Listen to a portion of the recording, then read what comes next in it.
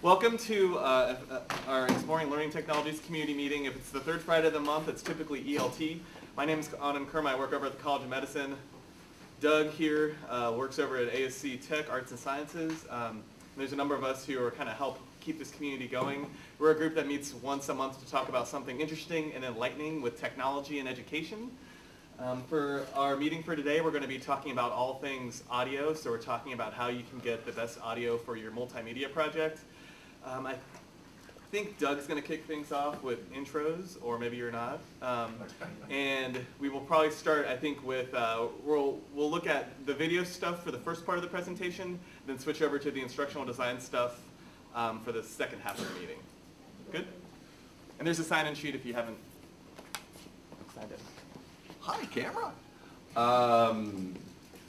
Ladies and gentlemen, I keep saying Emmy, but it's Grammy. Grammy-winning audio engineer extraordinaire, works over at the Mershon. Ladies and gentlemen, Mark Rubenstein.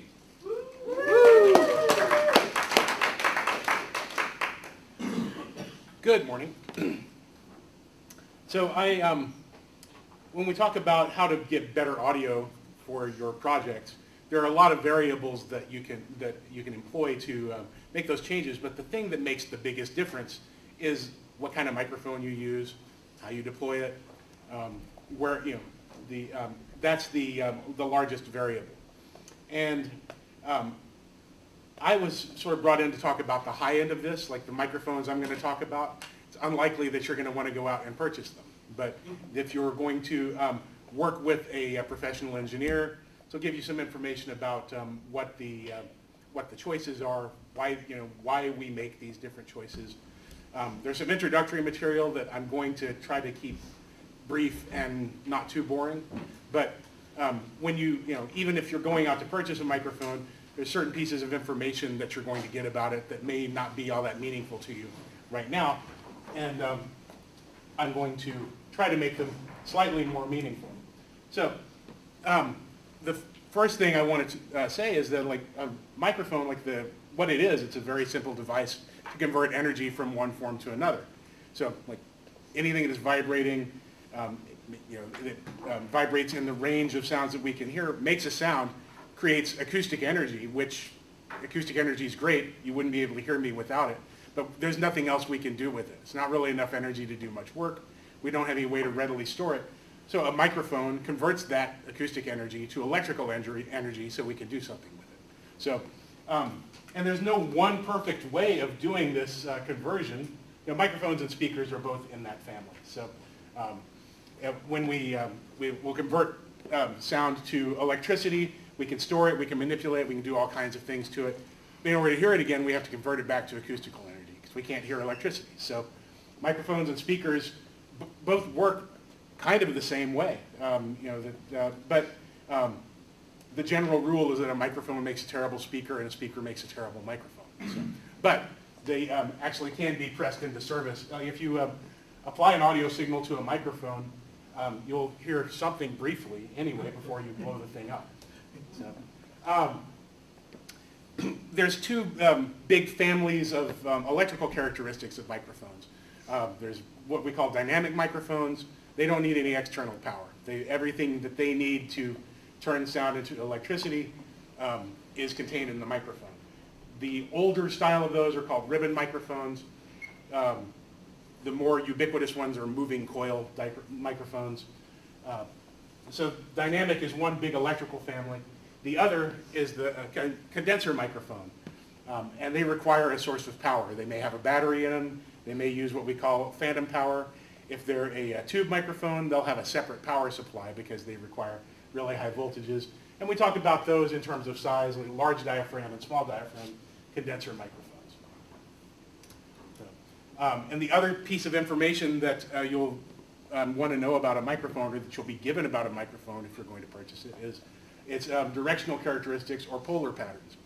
And there's three big ones. Omnidirectional is works mostly like, if you took our ear out of our head, didn't have brain and protoplasm and all that stuff around it, it would be omnidirectional. It would pick up sound equally in all directions. And that's those are the most natural sounding microphones. They're also the most problematic microphones. And about 5 to 10% of microphones that are sold for professional use are omnidirectional. They have very particular uses, but they can be problematic. By far the most common microphone are called cardioid microphones. And cardioid, that word root is cardiac. We'll look at a picture of that in a second. Sort of looks like an upside down heart. They're most sensitive to sounds coming from the front of the microphone, least sensitive to sounds behind the microphone. So they allow us to sort of, focus on one sound subject, not have to worry so much about what's going on in the environment. And then there's what we call hypercardioid and supercardioid, and those are kind of steps between cardioid and figure of 8. So these are pictures of, on the bottom row we see cardioid on the left. Hypercardioid, you see that it has a narrower pickup pattern towards the front. It has a lobe towards the back. These places sort of off to the rear where it's not sensitive at all. So this is the level of sensitivity. These microphones are particularly useful in live sound because they reject a lot of sound to the rear. And what that helps us avoid is feedback. When you're recording, unless you're doing something really wrong, you don't have to worry too much about feedback. So the last pickup pattern we'll look at real quick, and again, this is one that you probably won't run across much. It's called bidirectional. And what that means is that a microphone is equally sensitive to sounds arriving at the front and the rear, not sensitive at all to sounds arriving at the side. Ribbon microphones are naturally figure 8 unless we do something crazy to change how they pick things up. Because what happens if so a ribbon microphone is just quite literally like a very thin metal ribbon, and if sound arrives at the side, it's basically arriving at the front and the rear at the same time, so the ribbon doesn't move because it's basically just moving in one dimension. So figure 8 pickup patterns have very specific uses. You're rarely going to run across those. So, we have sort of international symbols for our various pickup patterns. So on that 414 on the right, you see cardioid, omnidirectional, bidirectional, and supercardioid. And most microphones are going to have this symbol on them somewhere, so you know what the pickup pattern of the microphone is.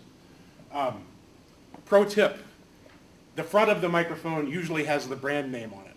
And if you're using a directional microphone and you speak into the rear of it, you'll get some sound, but you'll get very low quality, very muffled sound.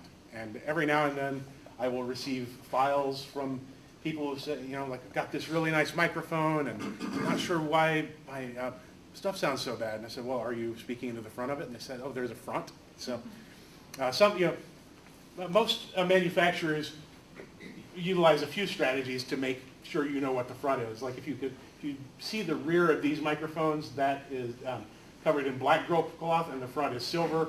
More recent 414s are blingier, so they have gold on the front. So that makes them very attractive. So Yes. when they have the switchable pickup patterns like that, is it like one microphone that they're just changing the sensitivity, or is it like an array of mics? It's 2 capsules and it varies the electrical relationship between them. So yeah, and the thing about an omnidirectional microphone that uses 2 capsules is that it's not truly omnidirectional.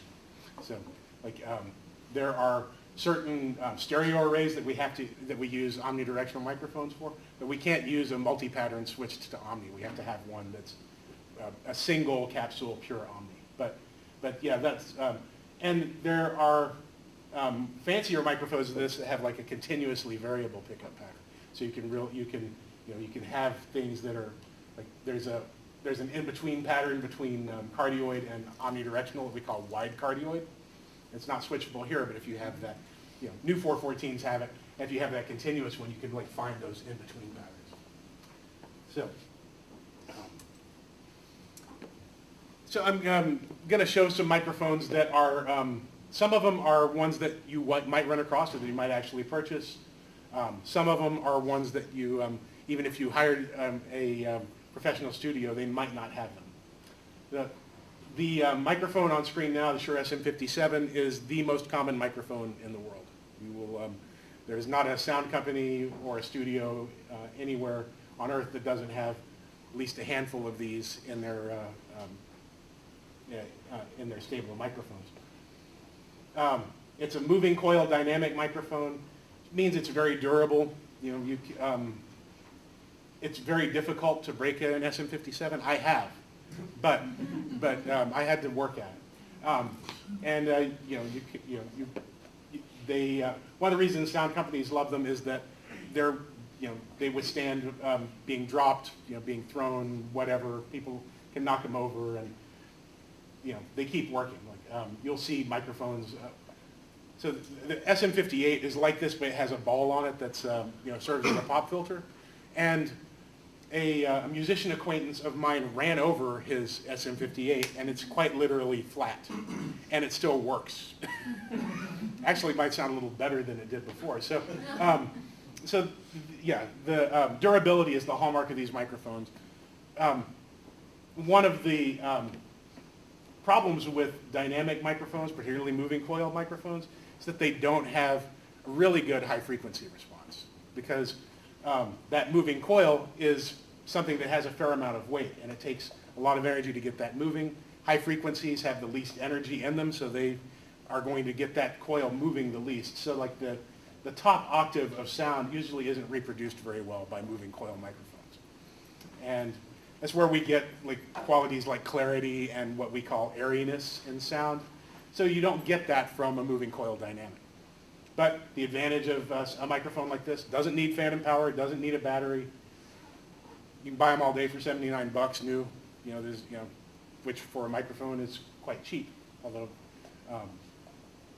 there is the real revolution in microphones right now, and this isn't my area to talk about today, but in all audio equipment, like what's happening at the bottom, what's happening in the cheap stuff is what's amazing.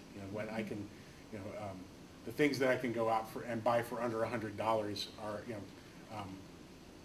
really useful. And when I started doing this, like there was semi-pro gear that was affordable, there was professional gear that was exorbitant, and there was no in between. There was really no, you could get okay results with the cheap stuff, but if you wanted to do something good, you had to spend a ton of money. Now, you can go out and, or get on Amazon or whatever, buy, almost the cheapest stuff made, and it still works pretty well. And it used to be that we were, cheap equipment was very noisy, that's what we were fighting. Now, really what we're fighting more than equipment noise is, people are producing sound in all kinds of environments, and what we're dealing with is environmental noise. How do we manage that? And which I'll talk a little bit in a second, but let's go through a few of these other classic microphones. So this is an Electro Voice RE20. This is probably the most common microphone used for with radio announcing. And it's a cardioid, it's a moving coil dynamic. Has a little better high frequency response than the 57 that we just looked at. It's a big microphone. They're not cheap, but they are, if you want that sort of smooth radio announcer sound, this microphone delivers it. And useful for other low frequency sources, but what I'm assuming is that most people who are working with video probably going to be mainly recording voices and voiceovers. This is the kind of microphone you would use for voiceovers. You wouldn't want it on camera because it's about the size of your face. So, and most of the microphones that I'm pointing to, they're not lavaliers. They're not the ones that you're going to be using for radio mics. These are more microphones that you would be using for voice recording or voiceover recording. I talked about ribbon microphones. I've thrown a couple in here just to use them to illustrate. They're iconic microphones that we've seen in the movies, we've seen on television. We see these kind of used to represent what classic microphones look like. The RCA 44 was one of the earliest available high quality microphones. Ribbon microphone technology came to relative maturity in the early 1930s. So these microphones were built starting in around 1932. you can still, RCA hasn't made microphones since the 1970s. But if you want a brand new 44 ribbon microphone, there's a company called AEA out in California that for $4,000, they've been in the business of keeping these microphones going for many years, and eventually they manufactured every part of the microphone. And so they thought, well, let's just put some mics together. So you can still buy a new one of these microphones, 85 years after they were introduced. Hey, Mark, Yes. for $4,000, how much better is it than something like Okay, so that brings up a really interesting question, because it's not better than, it's very has really specific uses. But is it better? Depends. If you're using a source where you need the sound of a ribbon microphone, which is a pretty specific sound, then it would be the best microphone. But one of the points that I didn't put in my presentation and that I want to make is that there's no one perfect or best microphone. It's all application driven. So there are certain microphones that what ribbon microphones really excel at, the thing that I use them all the time for, is recording brass instruments. Because for trying to sort of negate room acoustics, for trying to not worry too much about noise, then we're going to work close to whatever it is we're recording. Have any of you ever stood close to a trumpet when it's playing? It's really unpleasant, for many reasons. But what a ribbon microphone does is it smooths out the things that are really unpleasant about trumpet at close range. And so there's no substitute for that. If I put a condenser microphone close to a trumpet, I'm going to get all that spit, all that high frequency stuff, all the unpleasantness, and none of the stuff that I actually want to hear. So RCA 44 or its later sibling, the 77, those, they sound good in front of reeds as well. A 77 on a clarinet is a really classic combination. But you see this used for, I don't know if these were actually the microphones they were using. There's one on David Letterman's desk. Larry King had an RCA 77 on his desk. Whether they actually used them or if they were just using them because they look cool, I don't know. Because they do look cool. They definitely have that going on. So if you have a lot of spare money, if you just want microphones as furniture, then ribbon microphones are definitely the way to go. Now we're going to get into the neighborhood of microphones that you're definitely not going to want to go out and buy, and you may never run across. If you bought a new AEA 44, that's $4,000. There are modern C12 reproductions being made, but if you want to buy a vintage C12, around $7,500, $8,000 is kind of where you start. They are tube microphones, so in the body there is a tube. They're multi-pattern. I was talking about having remote control of patterns. These microphones were made in the 60s, and even at that time had a remote control box that would power the microphone and allow you to select, not just select pickup patterns, but select those intermediate pickup patterns.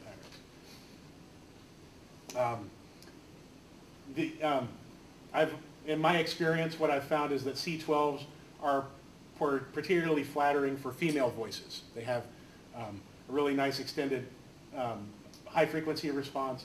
The C12s I've used have sounded great on everything that I've put them on, but that was what they were sort of particularly nice for. One of the reasons I'm going to point out some of these classic microphones is that most modern microphones, when you purchase them, they're going to compare themselves to a classic microphone. They're going to say, oh, it's like a U47, or it's like a C12, or it's like a Telefunken 251. And at least having some exposure to what those microphones are is somewhat useful. There's one modern microphone I didn't include in this presentation, but we'll have one of its ancestors in here in a second. So the C12, its modern descendant is the AKG 414. We saw an old one earlier. This is what the most modern one looks like. So it's got 5 patterns instead of 4. Has an electronic switch instead of a mechanical switch, which I kind of hate, because you can't You can't change the patterns on a 414 now until you you apply power to it. The old ones, you could like flip the switches, and a lot of times I'm putting microphones 20 feet in the air. Like I'm going to put them up there, then I'll like turn the power on. If I'm like recording an orchestra or something, turn the power on, put on the headphones. I'm like, something's not right here, and I have to bring the microphones back down and find out that someone left one of them on a strange pattern or put a filter on one side or whatever. So mildly annoying, but it's basically the same idea. It's not a tube microphone, but the same basic capsule design as the C12. Again, those might, so this microphone design is, a good, at least 50 years old. And what's, not much has changed in microphone technology. Like the U47 that we're going to look at in a second was designed in 1947 or released in 1947. And the changes in microphone design since then have been, well, it's been evolutionary changes. And what's more revolutionary is how manufacturing has changed. How we can make good microphones much more cheaply than we could, 60 years ago, or 70 years ago. So here's the U47 with a power supply. The thing next to it is a shock mount. If you're recording at home, a shock mount is useful because it helps prevent low frequency transmission mechanically through the stand to the microphone. Usually that's not our biggest problem with environmental noise, but every little bit helps. So, like I said, U47 was introduced in 1947. Like a lot of things that we do in recording now, in audio recording for music, like one of the reasons that we love U47 so much is because the Beatles used them. And that becomes like the criteria for so many pieces of equipment. It's like, oh, that must be good. It was on the Beatles record. So, but the U47 was the first high quality condenser microphone brought to market. And nowadays, the high end of the market is more populated by sort of clones of the U47 than by anything else. Another microphone that you can kind of, if you want to throw money at it, you can start with $8,000 and you might find a reasonable example of it. The clones of it, they start at around, I've seen ones under $2,000, but this, the Telefunken 251 is, the original versions of it are going to be the most expensive microphone you could possibly purchase. So I've seen them go for $25,000. But there's a collector's market for these microphones as well. There are modern derivatives of this that are made, still expensive microphones. The 251, I've only had the opportunity to work with them rarely because of that, and I've worked with rental versions of them, which get a little more abuse, but still an amazing sounding microphone on every source I've put it on. But, if I could snap my fingers and have $25,000, well, there's probably a few other things I spend that first $25,000 on, but about the third 25 would go for one. Again, it's not one that you're going to run across very often, but a lot of microphone manufacturers are going to compare themselves to it, or say inspired by. So that's and this is sort of representative of a family of microphones that may be the most useful family of microphones. All other things being equal, like the most accurate and sort of faithful to the source microphones are going to be small diaphragm condensers. They generally are designed not to color sources very much, not to be flattering in any way, but just to sort of give you an accurate representation of whatever it is you put the microphone in front of. And this is just sort of a classic example, the AKG 451. That microphone is about this long. It's about, it's larger than a dime in diameter, but smaller than a quarter. The old name for them was pencil condensers. They're a little bigger than a pencil, but not by much. And for anything where you just want, accurate, clear, unflattering, but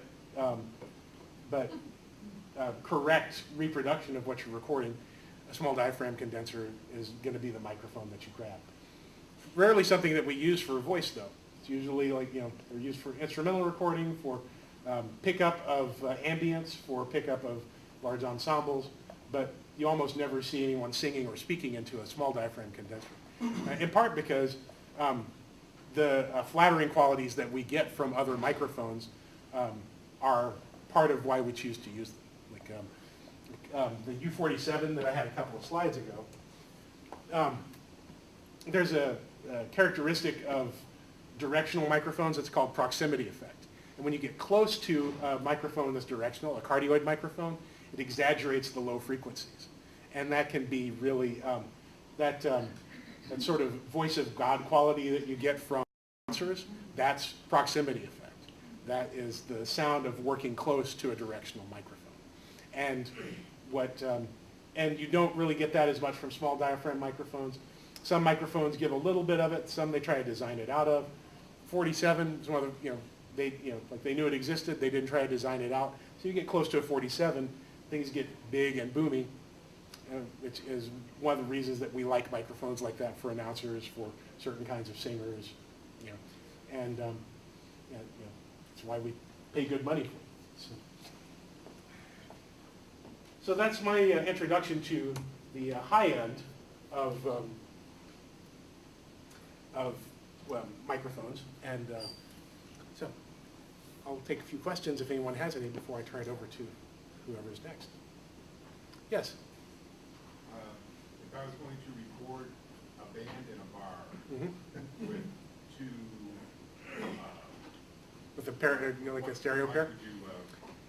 So I would say, small diaphragm condensers are going to be what you want, although recording a band in a bar with two microphones usually doesn't end well.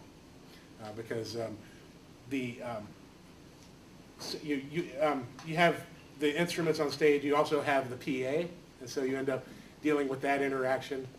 You have bar acoustics to contend with. But if you're trying to get as close to the sound of the band in the room as possible, then any pair of small diaphragm condensers, and that can be anything like there are Behringers and Samsons that are like $39 a piece, like small diaphragm cardioid condensers, all the way up to like Neumann KM184s that are like $700 each. But they're basically going to do the same job, and you're not going to get 20 times better results from the $700 microphones. It'll be incrementally better, but especially for recording a band in a bar, Audio-Technica 2021s, they're little condensers like this. I think they retail for $79 a piece, but you can find them cheaper. And an XY pair of those is going to get, that's going to be about as good as anything else. The way to really record a band well in a bar, unfortunately, is complicated because you would just take, usually everything would be mic'd anyway, and so you would just get splits from the house and. Well, I usually get a board feed and I try to mix it with room lights. Okay, yeah, and the board feed, usually what's weird about board feeds is that whatever's quiet on stage will be loud in the board feed because they have to amplify it more, so it's never a good balance for recording. So, but you can the way to do it right is really difficult, time-consuming, and annoying. Like many things. So. What about interfaces? Do these all I'm used to the XLR thing. Mm-hmm. Has that been around forever, or It's do been these all have all sorts of weird doodads you have to get? No, all of these, every mic I showed had has an XLR output at some point. Like the 47, it's got a proprietary cable that runs between the mic and the power supply. But what comes out of the power supply is just a regular old XLR. Kind of amazing. Yeah. Yeah, a lot of these standards have been around for, if you find older microphones, some of them are going to have strange connectors. But really from the 50s on, you see XLRs all the time. And the phantom power standard that we use for condenser microphones has existed since the late 60s. The amperage has gone up, but the voltage has remained the same. And old microphones are still compatible with all of it. So it's amazing that, for the most part, you can grab something from, over 50 years ago, plug it into your system, and it's going to work. So Yes. for video production, where do you come down on lav versus shotgun mic? I prefer loft. Yeah, shotguns, well, there's the. Oh, I agree. I feel like, well, part of it's just like, you gotta have somebody who's always manning, Yeah. always on the boom to like keep the shotgun aim. Like my ideal situation is you have both. But if I had to pick one, I'm gonna go with a radio loft pretty much every time. What would you recommend then? Oh, well, I like the little DPAs, but they're a lot of money. Yeah. Little Countrymans are very nice. And then as far as transmitters and receivers, like that's a big can of worms to open. But So DPA, Yeah. what is that? Danish Pro Audio is what that's an acronym for. And they make really high quality recording microphones. They also make really nice miniaturized microphones. They're the standard microphones that are used like in Broadway productions because they can be easily hidden. But they can be used as clip-on lavs. And they're amazing. Everyone who I've known who's used them has been like, oh, this microphone sounds unbelievable. So let's say you were recording like a lecture from a Grammy award-winning audio engineer. You've got the log and the shotgun, like, so like in post-production, do you like mix the sources together or? Usually I'm going to pick the one that sounds best and go with it because mixing them sets up its own set of problems. Like usually, you have to start considering the relationship between the two. And phase is like the biggest thing that we're always having to contend with when you mix microphones. And that's always like, if one's close and one's further away, there's always going to be some strangeness in that relationship. So. Nice to have options, I guess. Yeah, basically, anytime I can record, more stuff than I'm going to need, or I'm going to go ahead and do it because storage is cheap and it gives me choices later on. And sometimes, mixing them, it gives me a sound that I wouldn't get from either one. But usually, I'm going to pick one and go with it because I'm lazy. I've been contending with my videographer because he switched to a shotgun Mhm. for all our video interviews, Mhm. but then it also locks you down to a specific shot because this Right. thing is right here and Mhm. it's, oh, I want to do 2 cameras, I want to catch the ambience of the room. Can't anymore. If I do this, Yeah. it doesn't matter. Right. Oh, well. Yeah, and I haven't won that fight. Right, and the ambience of the room often. Usually, like in post, what you're doing is fighting the ambience of the room, not enjoying it. Yeah. Well, I was talking about the video. Oh, the video. Well, the Okay, you video, won't be just, able to- like, Right, yeah, if you're in a exactly. rather, whatever, someplace that's picturesque or Right. else you want to show the, Right. the computer Right, but lab you've or got the to stay- yeah, machinery. you have to stay Well, now tight. I've got this shot like this and I can see this blurry thing back there that might represent something. Yes. So you didn't want to get into the whole like wireless signal pack thing. Like, Mhm. we just bought some from a record program. Oh. Like, you got to make sure they're below a certain frequency and stuff. Mhm. There's FCC regulations, and so another option that I've seen used is actually just putting a small field recorder on the actual talent. Oh. So you're actually recording into some kind of device. Into like a Zoom or Right there something. on them, right? So like a small Zoom H1, Right. where you're labbing on a little pack that's it's only like this big, fits in their pocket, and Yeah. then you sync it later. That's actually, I hadn't really thought about it in that way, but that's a great idea because it's they're portable. A lot of them are no bigger than what your transmitter would be anyway. So all you have then all you have to do is worry about You're syncing that using stuff a little up. bit of like some power and stuff. Yeah. But I mean, you've got the lob right here, so I mean, as long as you've got a good environment, Yeah. you can get by. Right? You're not talking about Grammy. You're doing educational video or something. You can really get by. We can't all win Grammys, but I understand. would you just let it go? Trust me, my teaching videos would not win Grammys. Maybe an M. But yeah, that's another point, and like sort of how it's in the scope of someone else's discussion because I'm not talking about the lower threshold technologies, but like I was talking about how like the revolution is in the cheap stuff. The Zoom H1 is ridiculous, like for under $100, like they're not durable. Like it's not like a 57. Like you're not going to drop it. You don't want to throw it around, but it works. It sounds great. Yep. It's super cheap. I mean, the sound, the microphones sound like it's $100 microphone, but you get the whole device for $100. Yeah, basically, we're shooting that feature film. We were able to just take one of those and put an MXL little lob that goes right into it, and you just with a 32 gig card, you get like 6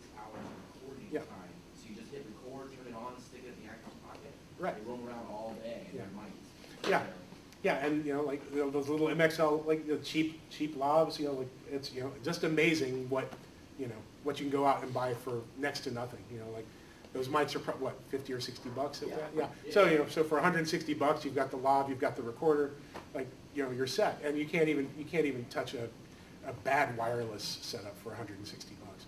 So, yes? We met my bar question. If Yeah. I already have a Zoom H4n, Yeah. is that about sticking up? No, if you already have that, like that XY.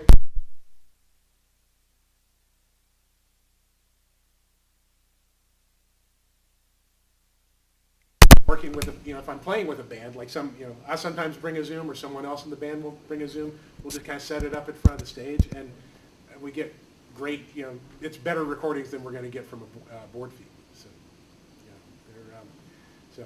yeah, that's one, yeah, Zooms are one of the better pieces of technology to come out in the past 15 years.